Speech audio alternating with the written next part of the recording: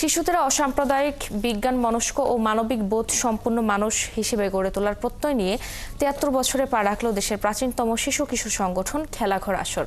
প্রতিষ্ঠা বার্ষিকী উপলক্ষে শুক্রবার বিকেলে রাজধানীর জাতীয় গ্রন্থাগার ও আর্কাইভ মিলনায়তনে আয়োজন করা হয় বর্ণাঢ্য অনুষ্ঠানের। বিস্তারিত জানাচ্ছেন সুমনা সুমি। ওরা শিশু, ওদের চোখে মুখে মানুষ হওয়ার প্রত্যয়। শান্তির পায়রা হয়ে এই শিশুরাই গড়তে চায় আগামীর সুন্দর বাংলাদেশ। প্রতিষ্ঠাবার্ষিকীর আয়োজনে শিশুরা অসাম্প্রদায়িক বাংলাদেশ গড়ে মানবিকতার বার্তা ছড়িয়ে দেয় গানে গানে।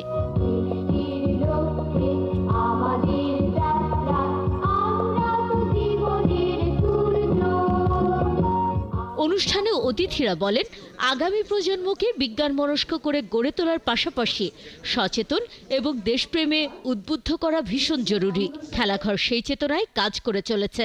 আমরা চাই যে শিশুরা তাদের প্রতিভা বিকাশ হোক, আমরা সেই লক্ষ্যে কাজ করে যাচ্ছি। আমরা আজকে ৫৬ জন প্রতিযোগীকে পুরস্কার দিয়েছি, কিন্তু আমাদের অংশগ্রহণ করেছে প্রায় ৩০০ শিশু কিশোর। আমাদের এই আয়োজনের মূল উদ্দেশ্য শিশুদের মধ্যে দেশপ্রেমকে জাগ্রত করা এবং তাদের মধ্যে সেই বার্তাটি পৌঁছে দেওয়া, যেন আমরা বড় হয়ে দেশকে ভালোবাসতে পারি। আশা করি আমাদের শিশুরা বিজ্ঞান মনস্ক হবে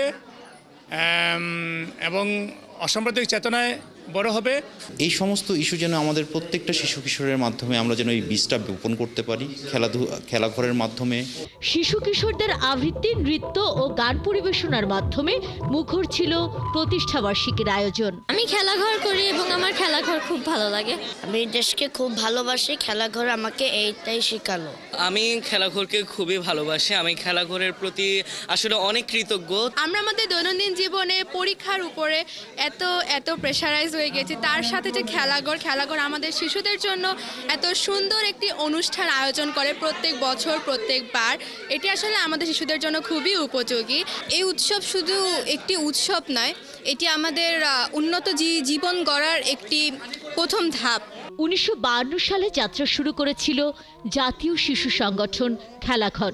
সাংগঠনিকভাবে মুক্তিযুদ্ধে অংশগ্রহণ করা সংগঠনটি দেশের শত শত শাখার মাধ্যমে শিশু কিশোরদের মানসিক বিকাশে এখনো সক্রিয়ভাবে কাজ করে চলেছে। মনে করো যেন বিদেশ ঘুরে। সুমনা সুমি, ৭১, ঢাকা।